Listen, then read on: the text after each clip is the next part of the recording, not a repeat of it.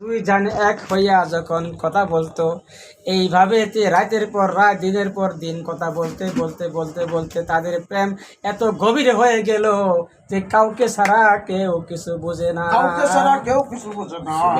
সুবহানাল্লাহ। জান বুঝে জানকে আর জান বুঝে জানকে, জান ছাড়া কেউ আর কিছু বুঝে না। কথাটা বুঝাতে পারছি? ইয়েস।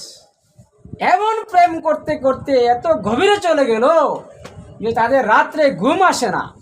নারায়ে তাকবীর। নির্জন রাত্রে হচ্ছে আরামের রাত্রি।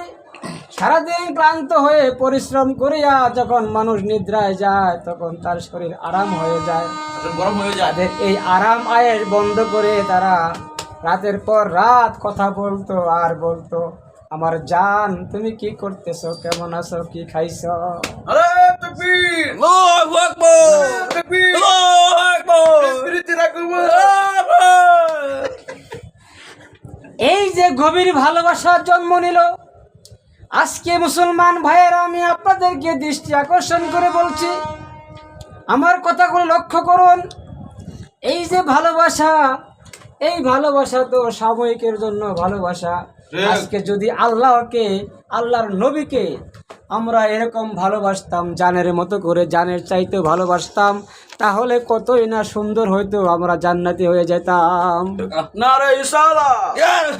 নারায়ে গাউসিয়া। তারপর কি হলো?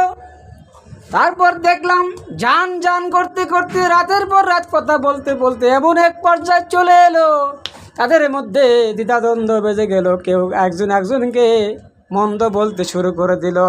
কারণ কি? সে ভালোবাসা আর ভালো লাগে না। ভালোবাসা কি হয়ে গেছে? তিতা হয়ে গেছে গা, তিতা হয়ে গেছে রে ভাই। এই দুনিয়ার ভালোবাসা, একজন মহিলাকে আরেকজন পুরুষ ভালোবাসা, এটা কেমন ভালোবাসা?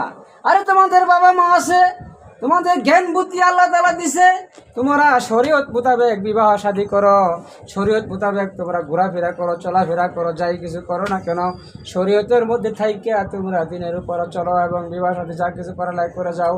তোমাদের গার্জিয়ান আছে, তোমাদের বাবা মা এত কষ্ট করে তোমাদেরকে লালন পালন করেছে, তোমাদের প্রতি কত আশা নিয়ে আছে যে আমার ছেলে বড় হইলে অমুক মেয়ে বিয়ে করামু, এরকম মেয়ে বিয়ে করামু, ওরকম মেয়ে বিয়ে করামু, আমার ছেলেরে, হ্যাঁ আমার ছেলেরে, আমার মেয়ের অমুকের কাছে বিয়া দেবো, অমুক মাওলানার কাছে বিয়া দেবো, দিনদার লোকের কাছে বিয়া দেবো।